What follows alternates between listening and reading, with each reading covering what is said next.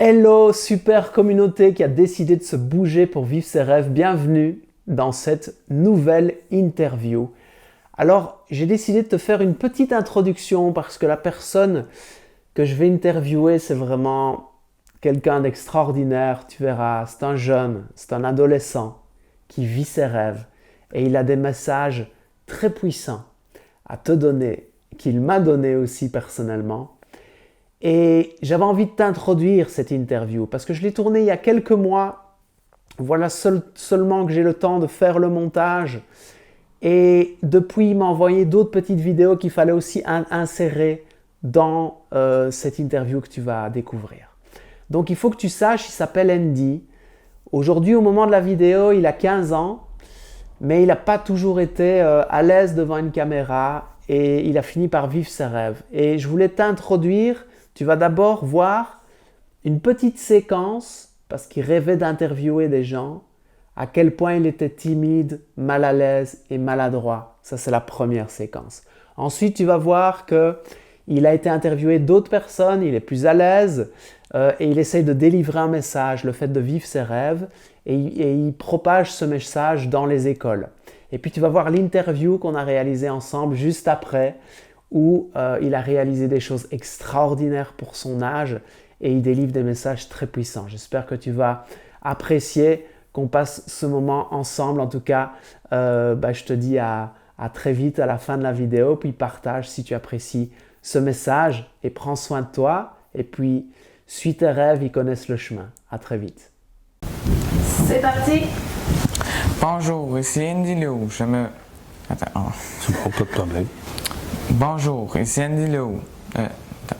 Bonjour à tous, ici Andy Lehoux. Bonjour tout. J sportive.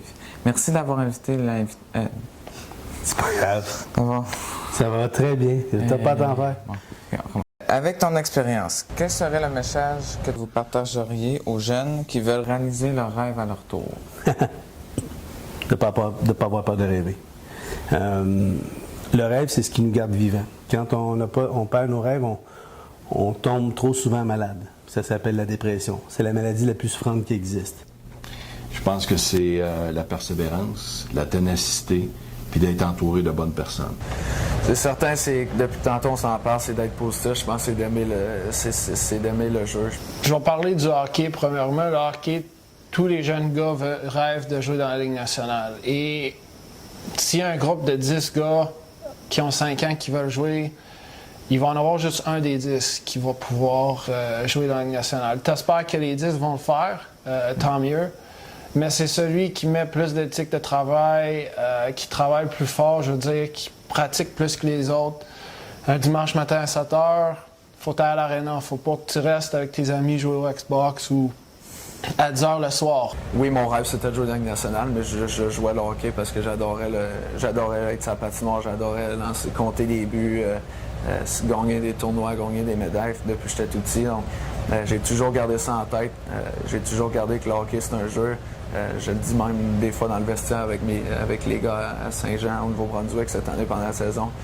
Les gars, ils rient, mais à la fin de la journée, ils savent autant que moi qu'on a raison. Si on n'aime pas le sport qu'on pratique, c'est certain que ça ira pas bien. Puis moi, c'est toujours focusé à aimer le sport que tu fais. Il y a deux choses qui sont importantes. Lorsqu'on vise à atteindre nos rêves, c'est qu'à chaque jour, on a de l'espoir. Tu sais, quand tu étais plus jeune, là, puis tu demandais des cadeaux de Noël à tes parents, tu avais plus hâte du moment où tu rêvais d'avoir ton cadeau qu'au moment où tu l'as donné. Très souvent, là, le 24 décembre, là, les gens rêvent à leur cadeau, puis là, ça fait depuis le 13 décembre qu'ils vont sous l'arbre, et ils brassent la boîte, puis ils disent « Ah, c'est celui-là, c'est celui que j'ai demandé! » Puis là, on le remet là, puis là, même 20 coins. « Ah oui, c'est ça! » Puis là, les gens sont heureux de ça. Puis lorsque c'est Noël, on déballe le cadeau, on joue avec pendant 5 minutes. Donc, qu'est-ce qui est le plus important? De rêver à ton cadeau, de vouloir l'avoir ou de vraiment l'atteindre?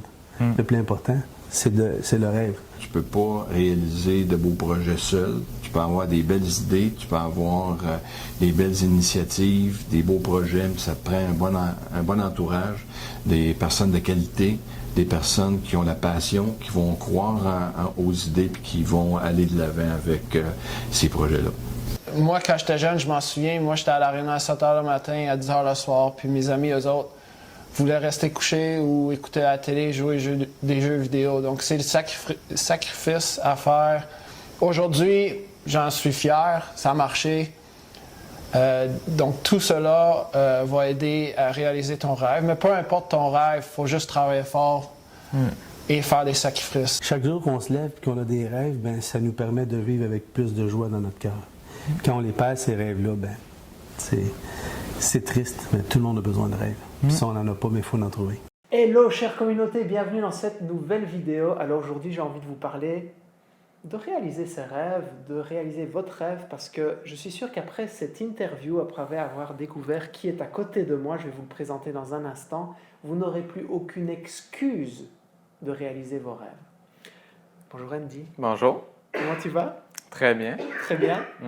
Alors Andy, avant de te présenter, est-ce que tu sais me dire quel âge tu as? J'ai 15 ans. 15 ans.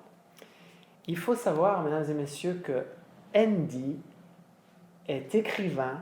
Il a écrit ce livre qui est un roman, Andy? Oui, Ouais. un roman de fiction, oui. Tu l'as écrit à quel âge? J'ai commencé l'écriture à 12 ans, À 12 puis ans. je l'ai terminé à 13 ans. Ouais. Waouh! Et il a été édité quand tu avais quel âge? Quand j'avais 14 ans. Waouh! Andy, écrivain à 14 ans, qui a commencé à écrire à 12 ans. Donc, peut-être, pour te présenter, Andy, tu vas à l'école, tu es au Québec. Oui, Ouais. Tu as un frère, bien sûr, oui. plus jeune que toi. Hum. Il y a ta maman qui nous héberge bien gentiment ce soir. Ah oui. Moi, je viens de faire ta connaissance. Et Andy, j'avais vraiment envie de t'interviewer, de te faire connaître au public parce que c'est exceptionnel. J'espère que ça va vous inspirer, les amis, à vivre vos rêves, à oser faire quelque chose que vous sentez qui est bon pour vous. Parce que quand Andy a su le faire à 12 ans, vous n'avez aucune excuse. C'est pas possible. D'ailleurs, Andy, tu fais des conférences dans les écoles. Oui, je suis vraiment content parce que je peux partager justement mon processus d'édition puis mon message de croire en nos rêves, là, parce que moi, j'avais un rêve depuis que j'étais tout jeune, puis je peux justement partager ce message-là avec les jeunes. Là. C'est vraiment le fun de les rencontrer. Ouais. Ouais. Est-ce que tu as eu peur d'oser faire ce livre-là? Oui, parce que c'est gros écrire un livre de 300 pages, 60 000 mots. Moi, quand j'entendais d'autres auteurs qui nous parlaient en classe, leur processus d'édition, j'étais comme, moi, je suis pas un auteur, là, je suis pas capable de faire ça. J'avais le rêve, mais j'étais sûr que j'allais pas y arriver. Mais j'ai pris petit à petit, je me suis dit, à chaque jour, je vais écrire tant de mots, je vais le faire à chaque jour. À place de regarder l'ensemble, les 60 000 mots, je vais faire, aujourd'hui, j'écris, j'aime ça écrire, puis j'y pense pas à tous les jours qu'il faudra que je le fasse. Mais aujourd'hui, je fais mon petit bout, puis c'est comme ça que j'ai pu avancer en décortiquant mon projet en plusieurs petits morceaux. Donc, chaque jour, tu écrivais combien de mots? J'écrivais 300 mots chaque jour. Ça peut paraître beaucoup, là, mais moi, j'aimais vraiment l'écriture. Fait que écrire 300 mots, si j'avais beaucoup d'idées, ça pouvait venir facilement. Ensuite, je corrigeais mes fautes rapidement, puis je pouvais continuer mes autres choses. OK. Tu faisais ça plutôt le matin, le soir? Ça dépendait. Souvent, c'était en arrivant de l'école le soir. Ça pouvait être vers 4 heures dès que j'arrivais. Ou des fois, j'avais moins d'idées un peu, puis ça pouvait se rendre jusqu'à 11 heures, minuit. Ma mère, elle a stressé un peu, j'avais de l'école le lendemain. Elle voulait que je me couche. Mais moi, je disais qu'il fallait que j'écrive mes 300 mots avant de me coucher. Wow! Et ce livre, tu l'écris, donc tu le commences quand tu as 12 ans. Il est édité quand tu as 14 ans.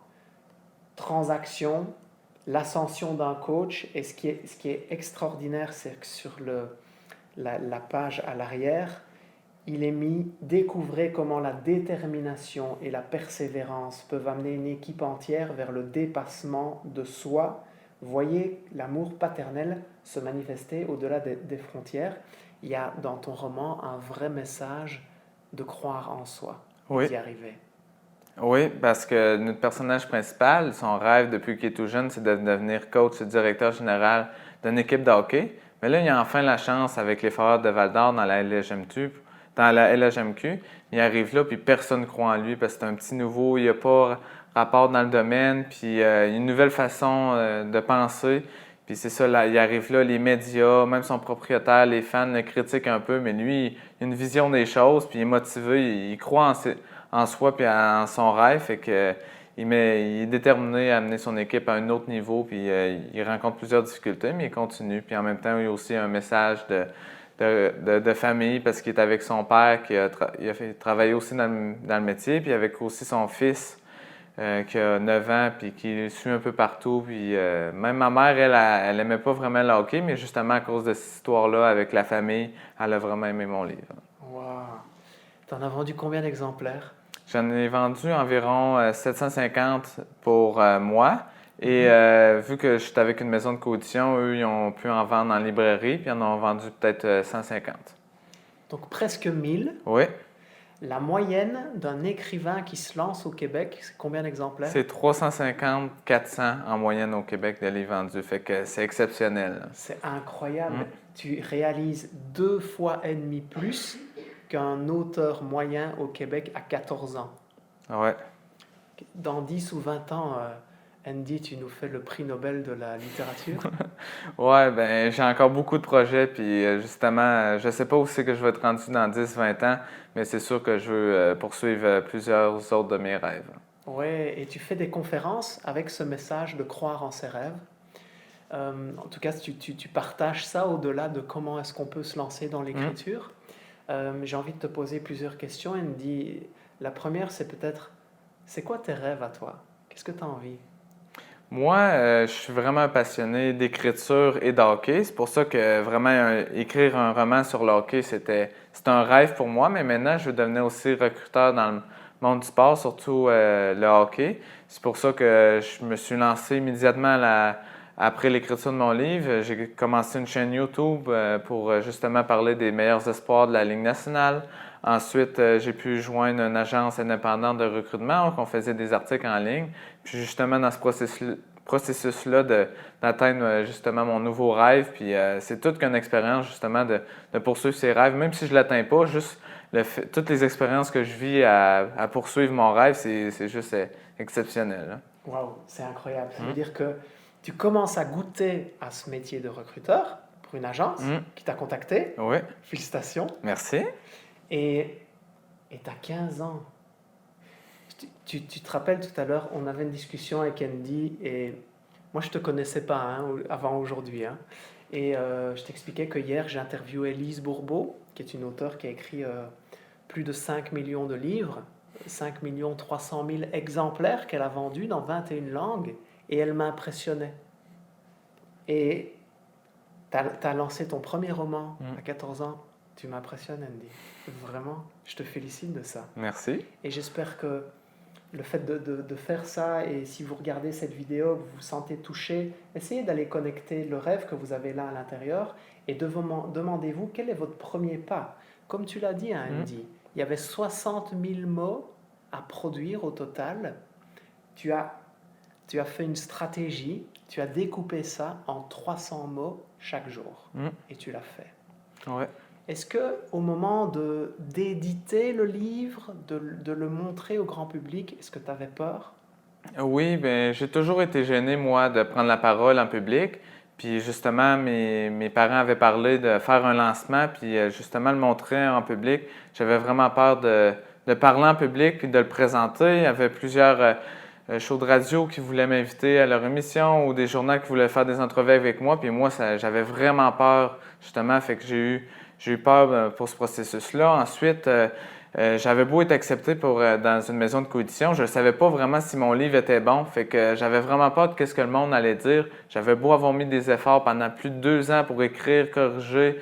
Puis j'étais déterminé, j'avais un rêve, mais je ne savais pas si mon livre était bon. Tu sais, ma mère me le disait, mais ma mère elle disait que j'étais bon dans tout. Fait que j'ai eu peur de qu'est-ce que les mondes allaient dire, mais finalement, ça s'est très bien passé, puis j'ai eu des très beaux commentaires, puis je suis très heureux du processus. Ah, formidable.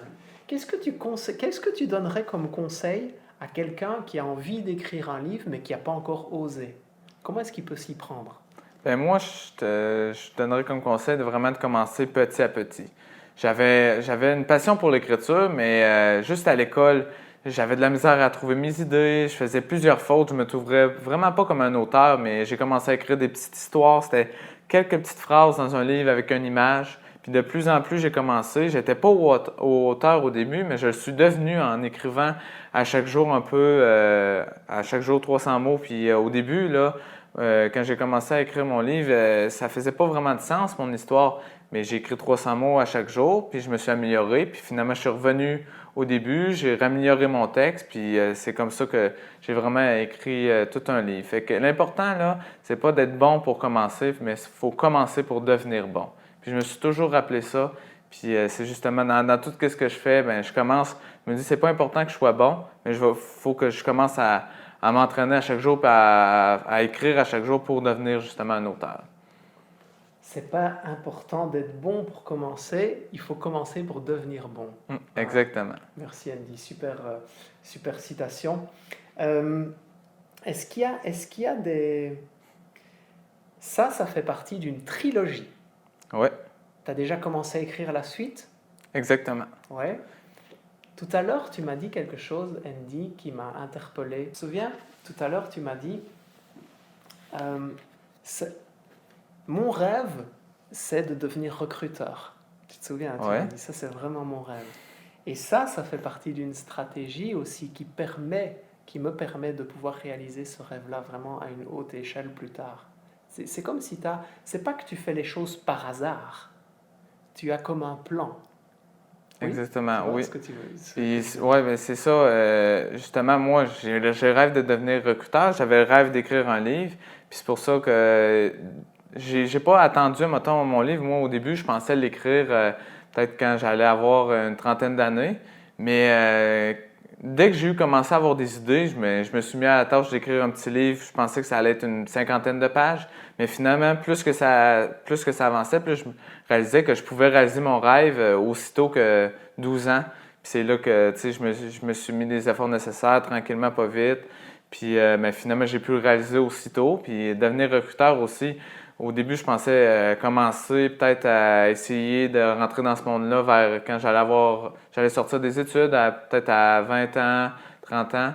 Puis finalement, j'ai réalisé que je pouvais m'avancer dans ce monde-là aussitôt que maintenant. Puis c'est ça, fait que je mets des efforts à chaque jour. Puis c'est ça, peu importe mon âge, moi, je me sens passionné par ça, fait que je commence aussitôt, là. Formidable. Est-ce que tu te souviens du Andy d'il y a 3 ans, quand tu avais 12 ans? Oui, justement, j'étais vraiment différent. Mon projet, ça m'a vraiment changé, puis dans un bon sens, parce que dans ce temps-là, premièrement, j'étais vraiment gêné, j'étais timide, j'écrivais mes histoires, mais j'avais peur de ce que le monde allait penser, puis j'avais beau écrire... Pendant tout mon secondaire 1, j'écrivais 300 mots par jour à chaque jour, mais même mes amis ne savaient même pas que j'écrivais un livre. C'était juste ma mère qui le lisait, je ne le partageais pas, mais justement à cause de mon livre. Puis ensuite, c'est surtout le processus d'édition, mais ça m'a aidé vraiment à me dégêner puis à m'ouvrir sur le public. Puis aussi, je croyais pas vraiment en moi. J'étais sûr que je n'étais pas capable, moi, d'écrire un livre, puis ça m'a prouvé que en fait, si j'étais déterminé puis j'avais une passion, j'avais un but, un rêve, je pouvais vraiment le faire. Ouais. Et ce qui est formidable, j'aimerais bien que tu en parles un petit peu, c'est que tout à l'heure, tu m'as dit, j'avais une idée très précise de la façon dont je voulais que ce soit imprimé, de la couverture, tu as choisi l'écriture, tu as fait les dessins qui se trouvent à l'intérieur du livre, c'est Andy qui a tout choisi. Et donc, tu as choisi la formule de coédition. Oui. Qui n'est pas forcément une formule très fréquente pour un auteur. Donc, tu as pris une partie du risque à ta charge et une partie du risque sur la maison d'édition. Donc, tu as dû trouver des fonds. Exactement. Donc, une maison de coédition, c'est nous qui payons les frais d'édition, d'imprimerie, puis tout ça. Puis, mais moi, j'étais vraiment content d'avoir trouvé justement une maison de coédition parce que je voulais que mon livre soit à mon image. Je voulais que la couverture, ce soit moi qui la décide, la police de caractère, les images, c'est moi qui les ai faites. Je voulais que mon livre soit à mon image. C'était mon rêve. Je voulais vraiment que ça me ressemble. Pas donner ça dans les mains d'une édition normale qui allait prendre ton projet en charge et qu'elle allait plus te laisser de côté. Je voulais vraiment être impliqué dans ce projet-là. J'étais vraiment content. Puis ensuite, ça a été dur vraiment de trouver les fonds au début parce que ça coûtait cher. Ça fait qu'on a fait une campagne de financement. On a vendu nos livres d'avance. J'ai aussi vendu les noms des personnages dans mon livre. Fait que s'il y a du monde qui voulait, j'ai pu vendre, mettons, un personnage, puis remplacer ce nom-là par le nom que la personne voulait. Donc, j'ai quelques-uns des personnes qui ont lu mon livre, j'ai mis leur nom comme personnage dans mon histoire. Fait que c'est d'autres façons que j'ai pu justement financer mon livre. Ça s'est très bien déroulé, puis jusqu'au lancement, puis je suis vraiment content. Ah, c'est génial, merci Andy. Andy, si les personnes qui nous regardent ont envie de te suivre, tu as une chaîne YouTube, tu sais donner son nom? C'est NHL Draft Central. En français, ce serait NHL Draft Central. Puis c'est justement, je parle des meilleurs espoirs de la Ligue nationale dans les prochaines années. Puis c'est ça, c'est en route vers mon prochain rêve de devenir recruteur. Wow, donc on peut te suivre en direct sur Internet. Oui. Donc vraiment les amis, allez vous procurer ce livre, Transaction, Andy Lehoux aux éditions La Roupie. C'est bien ça, hein? Oui, j'ai une adresse en ligne pour qu'il y ait plus d'informations justement sur l'écriture de mon livre. J'ai fait quelques vidéos aussi drôles lorsque de l'édition puis de la publication. C'est andylehoux-auteur.com. Puis c'est ça, il y a plusieurs informations là. Surtout, vous pouvez aussi m'écrire via email sur le site. Puis je peux répondre à n'importe quelle question. Super. Est-ce que tu irais faire des conférences en Europe? Si jamais l'occasion ça donne, je pourrais bien, oui. Donc vous pouvez écrire à Andy, il vient dans votre école vous expliquer comment est-ce qu'on peut vivre ses rêves, comment est-ce qu'on peut devenir écrivain. Andy, vraiment je suis impressionné, je te félicite encore une fois pour ce que tu fais, c'est juste magnifique. Je te remercie pour ce que tu viens de partager. Et est-ce qu'on peut terminer sur ce que tu as dit tout à l'heure qui était tellement puissant? Tu as dit qu'il ne faut pas être bon pour commencer à faire quelque chose. C'est en le pratiquant qu'on va devenir bon. Oui, exactement. Bon. Les amis, si vous avez apprécié cette vidéo, vous mettez un petit pouce bleu dessus, vous la partagez à des amis à vous qui procrastinent leur rêve en disant « Regarde, il a écrit son roman, il avait 12 ans, il l'a sorti, il en avait 14, il a encore plein de rêves, il est en train de les réussir, pourquoi pas toi ?» Donc partagez cette vidéo si elle vous touche là à l'intérieur, si elle remue les choses. Et puis mettez un commentaire sous cette vidéo, c'est quoi votre rêve? Et quel sera votre premier pas? À bientôt!